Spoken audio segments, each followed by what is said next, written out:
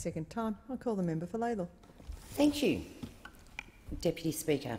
And I rise to join the debate about the Social Services Legislation Amendment, Youth Employment and Other Measures Bill 2015. Deputy Speaker, this bill will see job seekers under 25 with nothing to live on for 1 month. The bill sees this government pressing ahead with changes to the eligibility age for Newstart, pushing job seekers who are between the ages of 22 and 24 onto the lower youth allowance. Deputy Speaker, this is a cut of at least $48 a week to $2,500 a year for young unemployed people. Deputy Speaker, it distresses me to think that we have a government that is so intent on knowingly pushing young people into poverty. And it is particularly nasty, Deputy Speaker, for young people in my community, a community that has higher than average unemployment generally and very high youth unemployment. And, Deputy Speaker, these figures do not reflect on a community where young people don't want to work. Contrary to the assertions of those opposites, and by taking part there, some of the comments made by the member for Durack suggesting that if they return to study, they won't have to wait 4 weeks, and remind the House that the intention of this government, through its apprenticeships program, is that if they return to study, they will go into debt. If they return to study, the intention is, if they go for a tertiary qualification in higher education, that they would go into debt. It leaves us with a sinking feeling in my electorate that there are some safety nets put in here for those families who can afford to take on that debt, but in my area where families are reluctant to go into debt, Deputy Speaker, this is all bad news.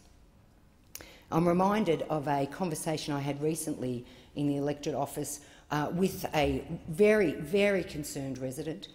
He and his wife both worked all their lives. Their eldest child finished Year 12, so had met all of the things we want a young person to do. We want them to complete school. She is an active person in the community, playing basketball, representative basketball, kept herself fit, studied hard, got that VCE. The end of that education process, like many of her classmates, she found it difficult to find a job. When suggested she go to Centrelink, she was mortified because she didn't want to become someone reliant on the government. But when told about a job seeker number and that that's where you had to get them, off she went. He relayed to me how mortified he was after years and years in the workforce, raising his family, to find that his daughter could get very little support. She got a job seeker number, but she hadn't been employed long enough to get the kind of assistance she needed to find a job. So this family took the tough decision. Their daughter is studying at the cost of an $18,000 debt. She has enrolled in further study. Deputy Speaker, I think that this is only one story coming out of our communities, and I think that this legislation is going to embed those difficulties for people in my electorate. Because, Deputy Speaker, finding a job is very difficult in my community. The young apply for jobs. Indeed, most weeks I receive emails from local young people, often with a university degree, who are finding it difficult to get jobs. People with trade qualifications finding it difficult to get jobs. Deputy Speaker, I recently met with some gentlemen in their late 20s, two of whom had PhDs and were struggling to find jobs. Deputy Speaker, and those leaving school often have experience.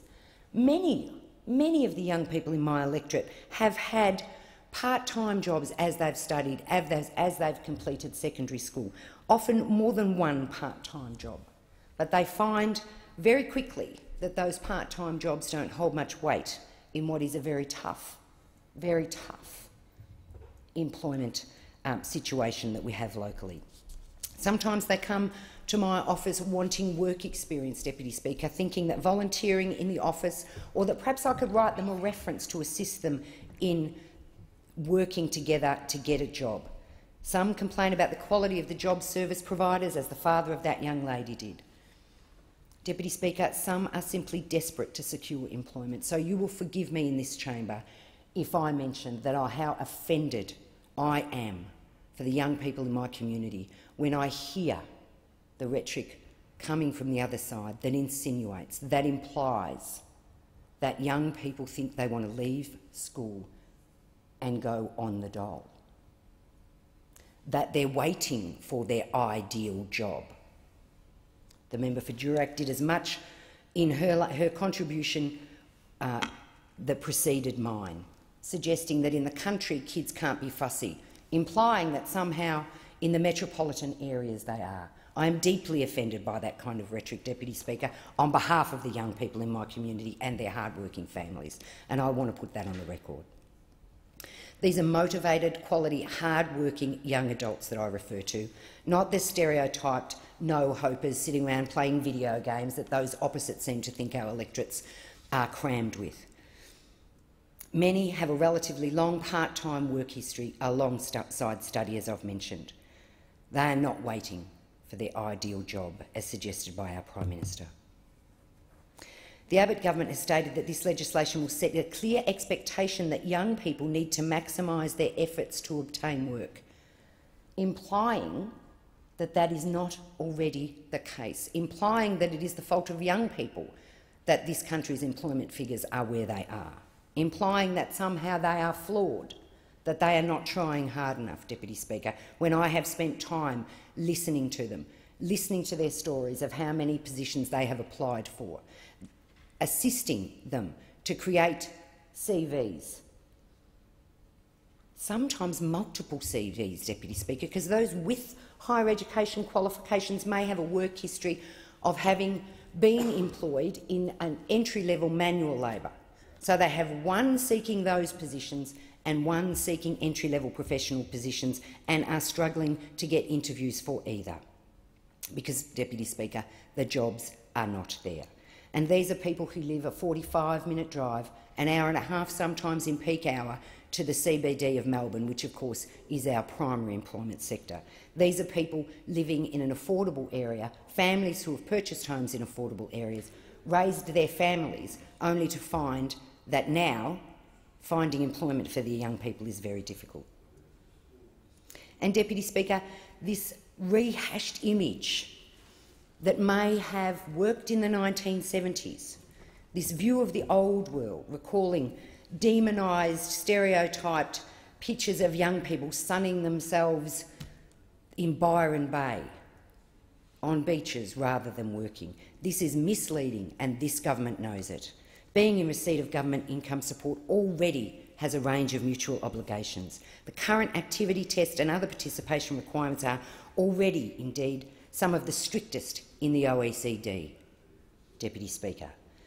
Indeed, the assumption that those young people who can't find work are simply not motivated and lack the will to work is not true. I've seen no substantive evidence or research that shows a lack of motivation is a major contributor to unemployment. Most likely, as I've said, it is a lack of jobs, particularly entry-level jobs. It is the lack of qualification, skills and experience that contributes to unemployment. It's the unwillingness of employers to take on a young person. The fact that youth unemployment is always consistently higher than the average shows this to be true. This youth unemployment increase has been on the rise since the global financial crisis and has steadily increased under this government. But rather than take that on board and get the jobs plan in place, we seek to find savings by punishing young people, by leaving them with no income for 4 weeks. Now, Deputy Speaker, that might work in some of the homes of those opposite, but it wouldn't work in my home, and it doesn't work in the homes of the people who live in the electorate of Lalor. Many of those families are already under financial pressure, and this will be yet another burden for them to take into their family budget. Deputy Speaker, some worry that their proud achievement of a Year 12 completion, sometimes the first in their family to do so, is clouded by the secondary school they attended or by their ethnicity. I reassure them that our schools are rightly proud of their educational outcomes and that the well-rounded young adults that graduate, but this is not played out in the job application process. Indeed, there is significant motivation for finding employment because trying to live on Newstart or youth allowance is incredibly difficult in itself. Youth allowance of $123.40 a week, in my view, is not much of an incentive to sit at home. Deputy Speaker, that's $18 a day. It's $8 for a Zone 1-2 Mikey ticket. That's $8 to get to a job interview in Melbourne CBD. It's $18 to put petrol in the car if you have a licence, $18 to pay the $18 a day to pay the insurance on the car, make the payments on the car, pay the registration on the car if they've finished school and they're 18 and they have a car. And, Deputy Speaker, guess what? Most employers would like them to be 18 and have a car and a licence to get that precious job. If they get up the line, get the interview and get shortlisted, the demands on them are very great. So I don't believe that young people are sitting around at home on their measly $18 a day thinking that they're living the life of Riley, Deputy Speaker.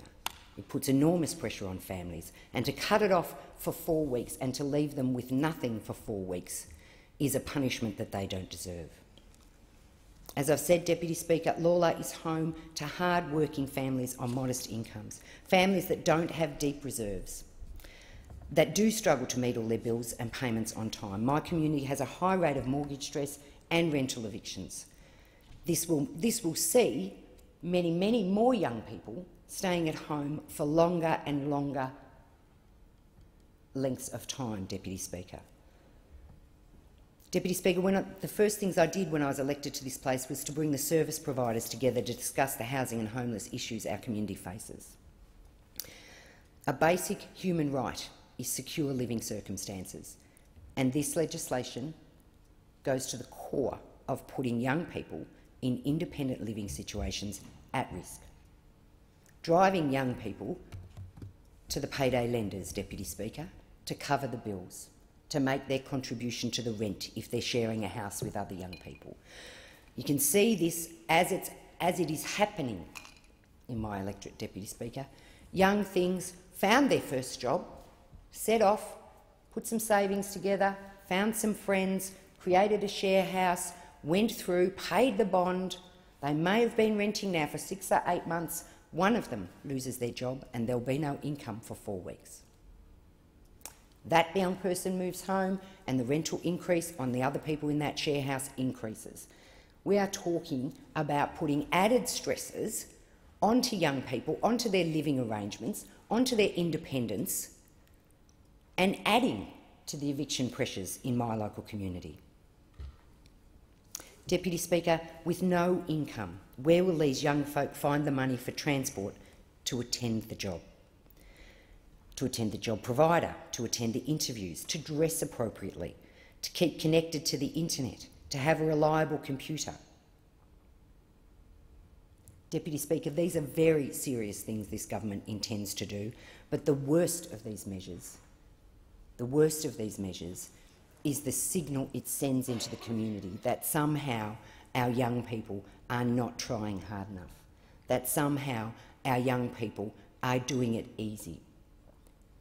Deputy Speaker, that's not the case in my electorate.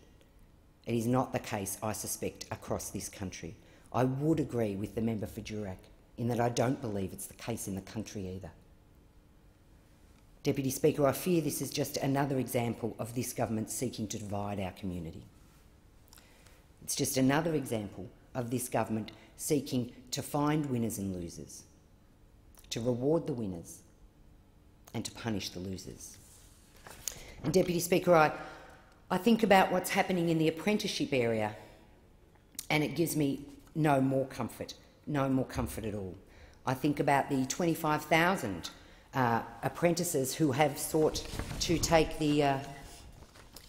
up the loan offer given by this government, and I remember back to the rhetoric and how good that was going to be for young people.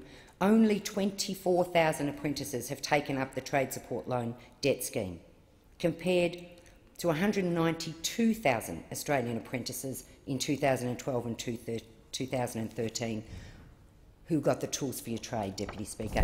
This government is seeking to divide. Now it wants to punish our young people.